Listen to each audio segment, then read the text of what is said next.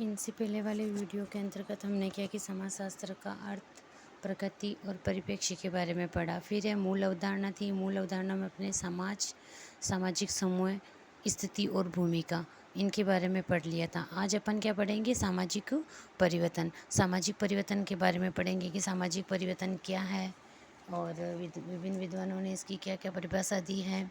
और क्या है कि लोगों में ये क्या कि सामाजिक परिभाषा है।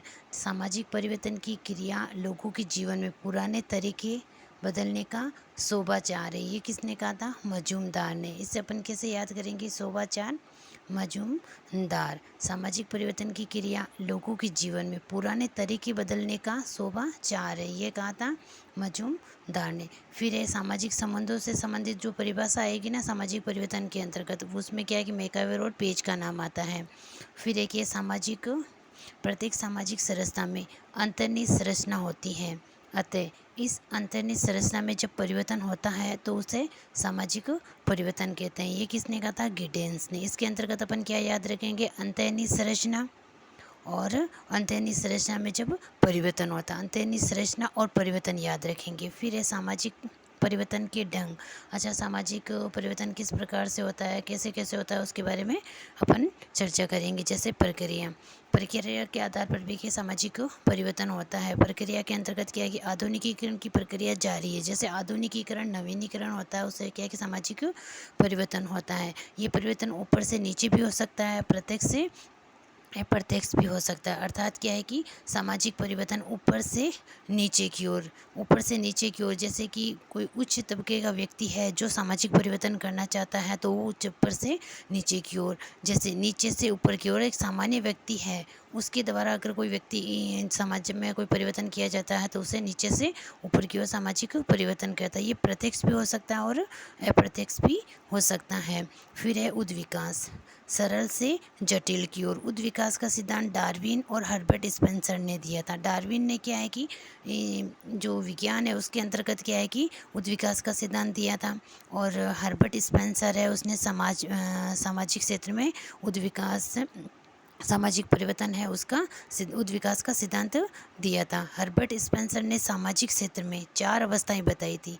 एक जंगली है, पशु, कृषि और औद्योगिक अवस्था। किसने? हर्बर्ट स्पेंसर ने 4 अवस्थाएं बताई। एक तो जंगली थी, पहले मानव की जंगली अवस्था में रहता था। उसके बाद क्या है कि उसने जंगली अवस्था के बाद उसे पशु पालन करना सीखा। पशुपालन करने के सीखने के साथ साथ उसने क्या है कि फिर अपनी आवश्यकता की पूर्ति करने के लिए कृषि भी करने लगा था। कृषि करने के बाद क्या है कि जैसे जंगल को साफ करके उन्होंने क्या है कि बाड़े के बना के पशु को रखने लगा। फिर उसने कृषि करने लगी। कृषि से क्या है कि उन्हें कच्चा माल प्राप्त हुआ, तो उसके क्या है कि उन्हें औद्योगिक अवस्था का विकास किया। फिर है प्रगति अच्छाई के लिए होने वाला माप, मूल्यांकन संभव है। प्रगति होती है, उसके अनुसार ही क्या है कि समाज में परिवर्तन होता रहता है। विकास, जानबूझकर प्रयास किया जाए। अच्छा, विकास है, विकास में क्या है कि अपन किसी भी चीज़ या किसी भी क्षेत्र में अगर विकास करना चाहते थे उस अपन क्या है कि जानबूझकर उसमें कुछ प्रयास करते हैं, जिससे उसमें क्या है कि विकास होता है। होब हाउस ने इसके 4 मापदंड बताए थे। किसके? विकास के 4 मापदंड बताए कि विकास कैसे होता है। आपसी सहयोग से विकास होता है, स्वतंत्रता के माध्यम से भी होता है, कार्य क्षमता के माध्यम से होता है, उत्मात्रा में वृद्धि के माध्यम से भी विकास होता है। फिर अनुकूलता के अंतर्गत क्या है कि अनुकूलता है वो भी सामाजिक परिवर्तन में सहायक है। उस अनुकूलता में क्या है कि एक तो समायोजन होता है, एकीकरण होता है, आत्मीकरण होता है, समायोजन जैसी प्रकार की परिस्थितियाँ मिलती है, उस परिस्थितियों को अनुसार स्वयं को व्यक्ति ढाल ले या वातावरण को अपनी परिस्थितियों के अनुसार कर ले, वो समायोजन कहलाता है। एकीकरण, फिर आत्मीकरण, अपनी क्या है आत्मीकरण, इन तीनों के माध्यम से क्या है कि अनुकूलता लाता है। फिर क्रांति के माध्यम से भी सामाजिक परिवर्तन होते हैं। आज तक के अन्य विभिन्न प्रकार की क्रांतियाँ हुई है, विभिन्न प्रकार के युद्ध हुए, उन युद्ध के माध्यम से भी सामाजिक परिवर्तन हुआ है। इसके बाद में है यह प्रारंभ में उद्विकास क्या है कि प्रगति व सामाजिक परिवर्तन को एक ही अर्थ में समझा जाता है। प्रारंभ में क्या है कि उद्विकास को, प्रगति को, सामाजिक परिवर्तन को, इसको क्या है कि एक ही अर्थ में समझा जाता था। लेकिन 1922 में ओकबर्न ने अपनी पुस्तक थी सोशल चेंज में। ओकबर्न की पुस्तक कौन सी है? Social change. कब लिखी थी? 1922 के अंतर्गत। उसमें क्या है कि चेंज में इसमें भेद किया है। किसमें? उद्विकास, प्रगति और सामाजिक परिवर्तन में भेद मानने वाला प्रथम विचारक कौन है? ओकबर्न। ओकबर्न की पुस्तक कौन है? Social change. सामाजिक परिवर्तन, अभौतिक संस्कृति में हुए परिवर्तन, सांस्कृतिक परिवर्तन होते हैं।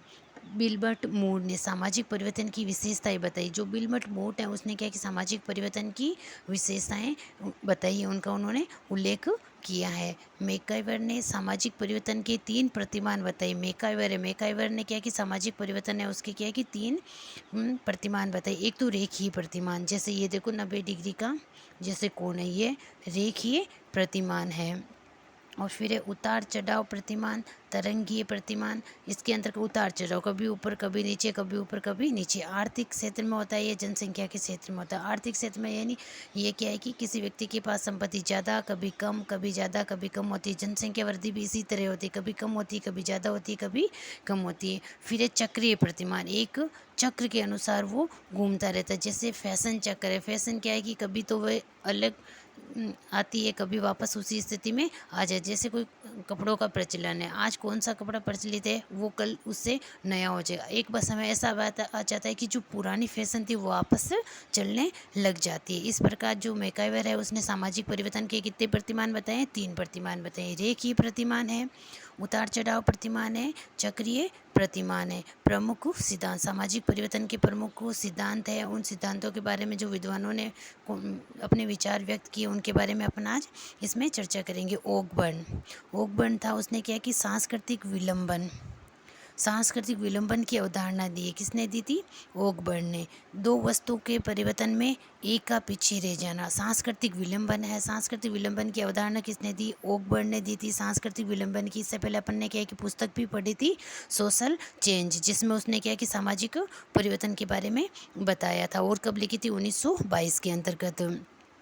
ओकबर्न, इसने क्या है कि दो वस्तुओं के परिवर्तन में एक का पीछे रह जाना। जैसे दो वस्तुएं हैं या दो अगर फैशन के क्षेत्र में कहो, जीवन चक्र में कहो कि दो है साथ साथ चल रहे, दो उनमें से एक का पीछे रह जाना सांस्कृतिक परिवर्तन कहलाता है। सांस्कृतिक परिवर्तन दो तरफ से होता है, एक तो भौतिक और अभौतिक परिवर्तन। भौतिक परिवर्तन है वो तो क्या है कि तीव्र होता है।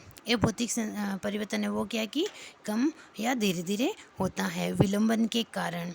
क्या है? ओकबर्न है उसने क्या कि सांस्कृतिक विलंबन के कितने कारण? 4 कारण बताए। एक तो नए विचारों के प्रति भय, लोगों में क्या है कि नए विचारों के प्रति भय बना रहता है, इसलिए भी सांस्कृतिक विलंबन होता है। क्योंकि वो सोचते हैं कि पहले वाली जो विचारधारा है वो अच्छी है और नई जो विचार है हो सकता है उसमें क्या है कि अपने अनुकूल ना हो। निहित स्वार्थों के कारण, व्यक्ति अपने स्वार्थों के कारण भी क्या है कि सांस्कृतिक विलंबन को बनाए रखते हैं। फिर क्या कि नवीन विचारों की परीक्षा में कठिनाई, जैसे जैसे नवीन विचार आते हैं उन नवीन विचारों को अपनाने में क्या कि व्यक्ति को कठिनाई होती है। पुरानी विचारधारा है वो लंबे समय से चली आ रही है, तो उस लंबे समय से चली आ रही विचारधारा को अपनाने में इस व्यक्ति को क्या है कि सुविधा ज़्यादा रहती है, आसान रहते हैं नवीन विचार, और पुराने विचार आसान रहते हैं। और नवीन विचार है उसको अपनाने में उसको क्या कि कठिनाई होती है। जैसे कि व्यक्ति को स्कूल में जाते ही जैसे कि 1 2 3 4 सिखा दिया जाए, वो तो क्या है कि रूटीन में रहने से वो सीखता जाता है। एकदम से जैसे उसको जोड़ बाकी गुना भाग आए तो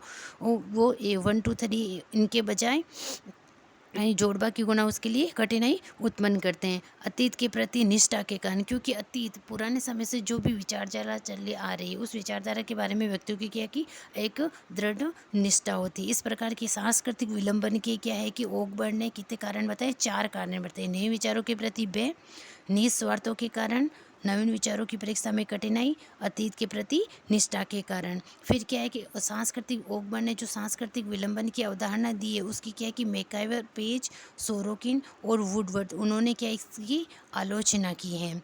आलोचना, दोनों के बीच समानता नहीं है। इन्होंने कहा कि सांस्कृतिक विलंबन और सामाजिक परिवर्तन इन दोनों के बीच क्या की समानता नहीं है। उनकी परिवर्तन की गति कैसे माप सकते हैं? क्योंकि परिवर्तन की सांस्कृतिक विलंबन और सामाजिक परिवर्तन है उनकी गति को अपन कैसे माप सकते हैं? इस प्रकार क्या है कि जो ओकबर्न ने सांस्कृतिक विलंबनता का जो सिद्धांत दिया उस सिद्धांत की आलोचना करने वाले कौन है? मैकाइवर, पेज, सोरोकिन और वुडवर्थ हैं।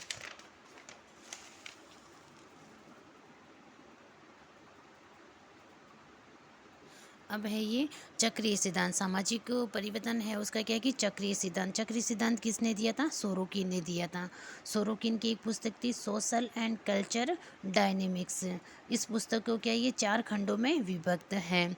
इसने जो सोरोकिन है उसने चक्रीय सिद्धांत है उसने 3 प्रकार के चक्र बताए थे। एक विचारात्मक चक्र, इंद्रिय पक्ष, आदर्शवादी पक्ष। इसमें से जो विचारात्मक है, इंद्रिय है, आदर्शवादी, इन्होंने इन तीनों में से सबसे श्रेष्ठ चक्र किसको माना है? आदर्शवादी चक्र को माना है। चक्री से और इस सिद्धांत पेंडुलम का सिद्धांत, जो चक्री सिद्धांत है सोरोकिन का, इस सिद्धांत को अपन पेंडुलम का सिद्धांत भी कह सकते हैं, सीमाओं का सिद्धांत भी कह सकते हैं, अंतर्निहित कारकों का सिद्धांत भी कहा जा सकता है। किसको कहा जा सकता है? चक्रीय सिद्धांत को। चक्रीय सिद्धांत किसने दिया था? सोरोकिन ने दिया था और उसकी एक पुस्तक थी culture and social and culture dynamics में दी थी। ये सोशल एंड कल्चर डायनेमिक्स है वो क्या कि 4 खंडों में विभक्त है। इसमें इसने 3 प्रकार के चक्र बताए थे। उसमें से सबसे महत्वपूर्ण चक्र किसको बताया था? आदर्शवादी चक्र को। उद्विकास का सिद्धांत, उद्विकास सामाजिक परिवर्तन है उसके उद्विकास का सिद्धांत हर्बर्ट स्पेंसर, मार्गन और मार्क्स, इन तीनों ने दिया था। हर्बर्ट स्पेंसर ने क्या कि सरल, संयुक्त, द्विसंयुक्त और त्रिसंयुक्त, ये 4 भागों में सामाजिक परिवर्तन को माना है। क्या सरल होता है, संयुक्त भी होता है, द्विसंयुक्त भी होता है और त्रिसंयुक्त होता है। मार्गन ने 3 प्रकार बताए थे, जंगली, बर्बर और सभ्य। हर्बर्ट स्पेंसर ने 4 प्रकार बताए, मार्गन ने 3 प्रकार बताए और मार्क्स ने क्या बताया? अधिसंरचना और आधार संरचना, 2 आधार बताए थे सामाजिक परिवर्तन के। एक तो अधिसंरचना के आधार पर, दूसरा आधार संरचना के आधार पर। संघर्षवादी उपागम, ये संघर्षवादी उपागम है सीमेल, कोजेट, डहन, डार्फ ने दिया था। इसके बाद में जो परिवर्तन, सामाजिक परिवर्तन है ये वस्तु, समय व स्थिति के अनुसार होता है। वापस अपने सामाजिक परिवर्तन है उसकी परिभाषा, सामाजिक संबंधों में होने वाला परिवर्तन सामाजिक परिवर्तन कहलाता है। ये मैकाइवर और पेज ने बताई थी। समाज की विभिन्न संस्थाओं में उनके स्वरूपों में होने वाला परिवर्तन सामाजिक परिवर्तन कहलाता है। ये परिभाषा बोटोमोर ने दी थी। फिर सामाजिक परिवर्तन की विशेषता है सार्वभौमिक प्रक्रिया। जो सामाजिक परिवर्तन है वो क्या कि एक सार्वभौमिक प्रक्रिया है, सामाजिक प्रक्रिया है, सार्वभौमिक व अविसंभावी प्रक्रिया है, निश्चित भविष्यवाणी नहीं की जा सकती। ये क्या है कि सामाजिक परिवर्तन की विशेषता है। सांस्कृतिक परिवर्तन एक व्यापक अवधारणा है तथा सामाजिक परिवर्तन उसका एक भाग है। जैसे सांस्कृतिक परिवर्तन है उसको तो उसमें क्या इसमें बताया गया कि व्यापक अवधारणा है, सामाजिक परिवर्तन उसका एक भाग है। इस प्रकार आगे ये है सभ्यता व संस्कृति में पहली बार अंतर करने वाले कौन थे? अल्फ्रेड वेबर थे कि इन्होंने सभ्यता और संस्कृति में पहली बार अंतर किया था। तकनीकी विलंबन की अवधारणा मैकाइवर और पेज ने दी थी। इससे पहले अपने पढ़ा था सांस्कृतिक विलंबन की अवधारणा ओकबर्न ने दी थी। फिर है मैकाइवर और पेज ने सामाजिक परिवर्तन के 3 प्रतिमान बताए। एक तो रेखीय प्रतिमान, तरंगीय प्रतिमान, चक्रीय प्रतिमान। रेखीय प्रतिमान पुनरावर्तित नहीं होते जैसे वैज्ञानिक परिवर्तन है। तरंगीय है, अप और डाउन के अनुसार चलते रहते, जनसंख्या परिवर्तन। चक्रीय प्रतिमान है उसमें फैशन, जीवन चक्र आता रहता है। और सामाजिक उद्विकास का जनक किसे कहा जाता है? हर्बर्ट स्पेंसर को कहा जाता है। सामाजिक परिवर्तन के स्रोत हैं, इनके बारे में अपन क्या है कि कल विस्तार से चर्चा करेंगे।